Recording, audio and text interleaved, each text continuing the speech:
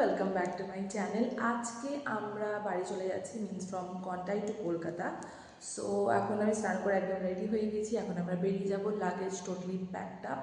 আর একদম দেখা হচ্ছে তোমাদের সাথে আমার ফেভারিট ফুড স্টেশনে, তোমরা সবাই জানো, টু কোলাঘাট শেরি পাঞ্জাব। সো এখন আমরা সবাই রেডি তো হয়েই গেছি, বাট কিছু খাওয়া হয়নি সকালবেলা। একদম কোলাঘাটে গিয়ে আমরা খাবো।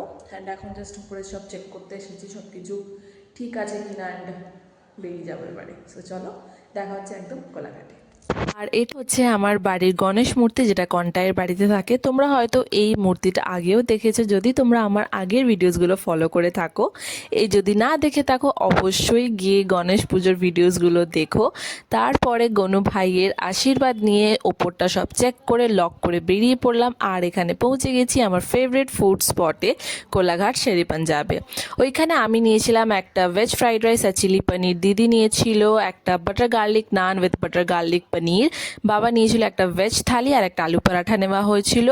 আর এই দিয়েই আমরা আজকে লাঞ্চটা সারলাম। তারপরে সবাই একটুখানি টায়ার্ড ছিলাম, রাত্রিবেলা রুটি সবজি দিয়ে ডিনারটা কমপ্লিট করে আজকের দিনটা এইভাবেই কাটালাম। তোমরা আমার চ্যানেলটাকে অবশ্যই সাবস্ক্রাইব করো, নেক্সট ভিডিওটা একদমই মিস করা যাবে না। তো আজকের জন্য এতটাই। সো চলো নেক্সট ভিডিওতে দেখা হচ্ছে, তোমরা সবাই ভালো থেকো। সো চলো, বাই বাই, টাটা।